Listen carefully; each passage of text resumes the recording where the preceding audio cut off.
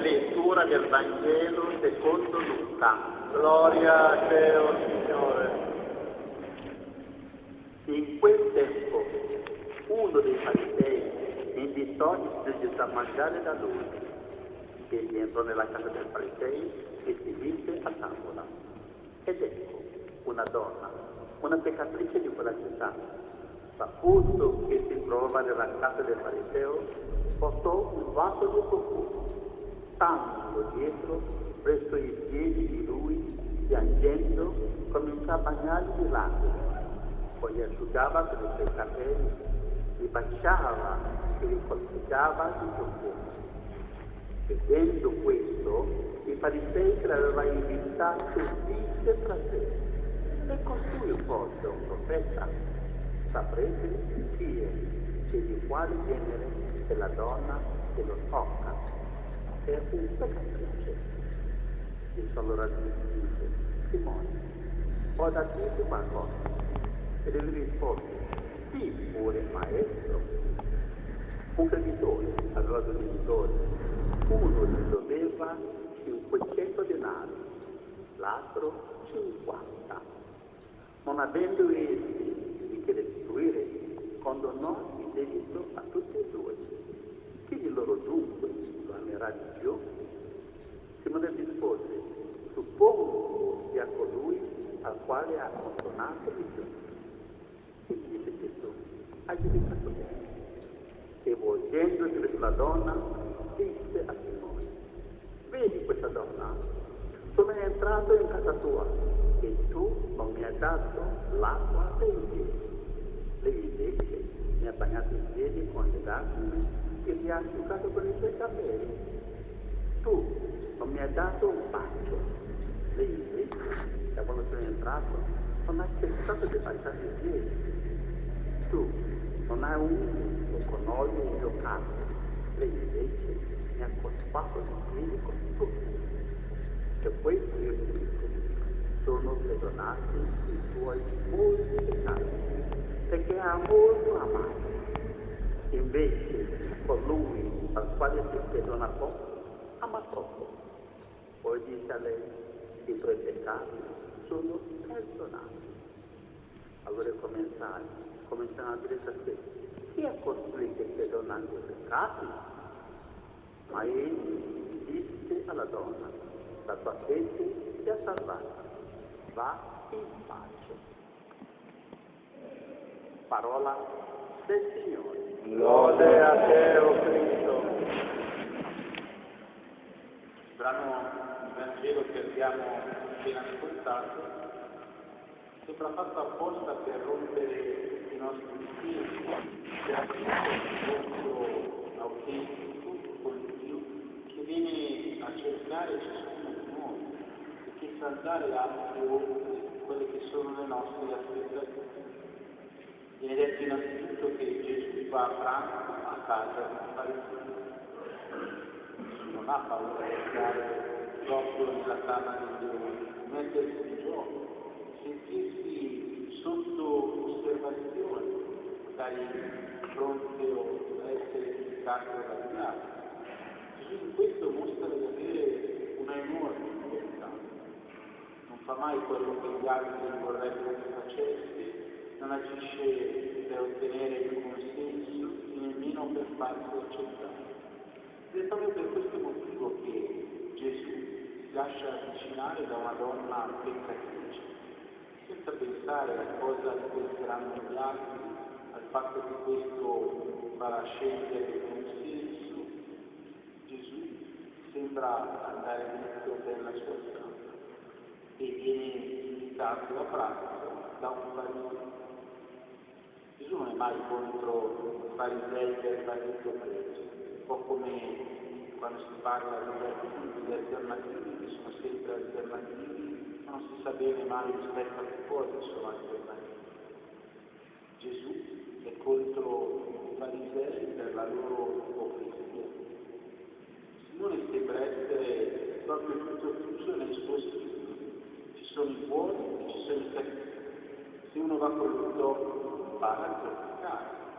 Quindi per questo motivo i cattivi vanno isolati. tanto per loro non c'è nulla da fare, ormai sono così. È per questo che Simone il fariseo vuole tenersi alla larga da chiunque sia peccatore. Ma quella sera una donna peccatrice invece si avvicina a Gesù, si accosta per la mentalità dei contemporanei.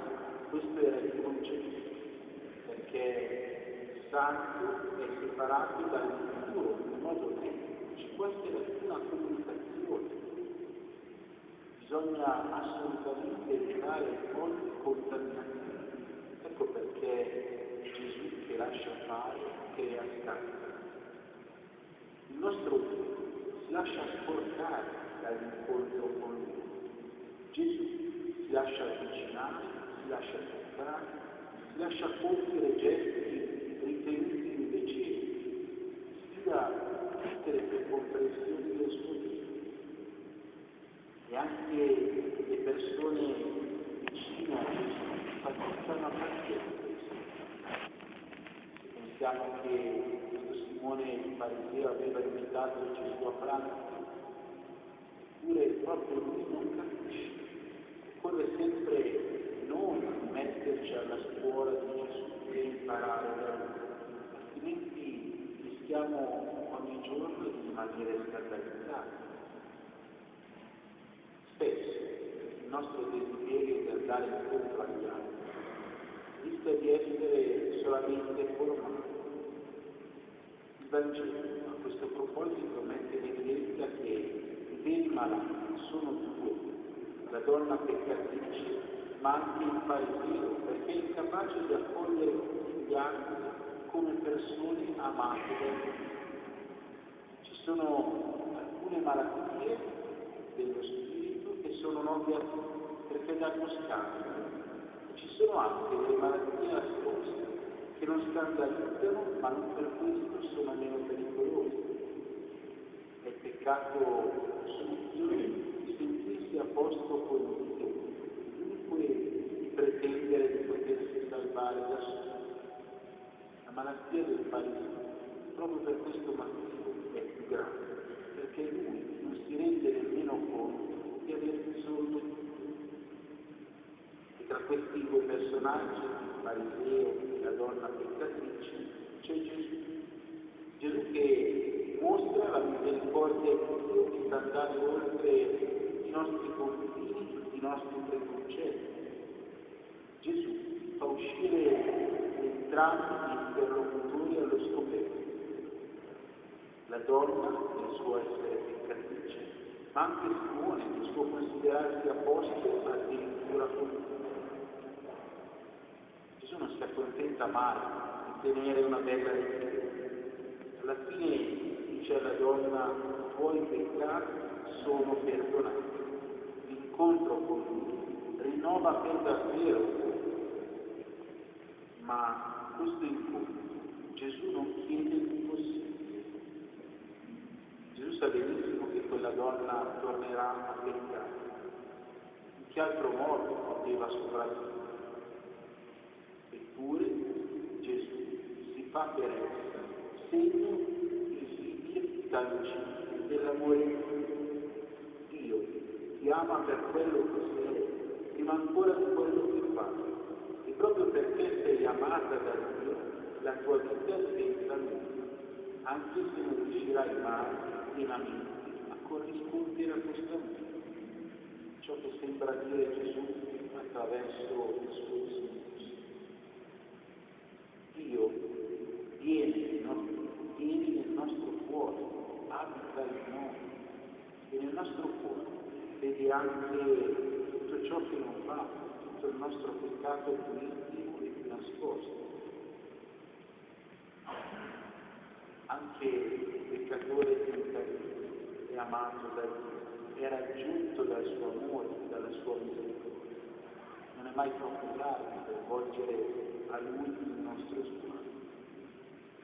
E allora questa parola che abbiamo ascoltato ci chiede e comporta qualche cosa anche a ciascuno di noi.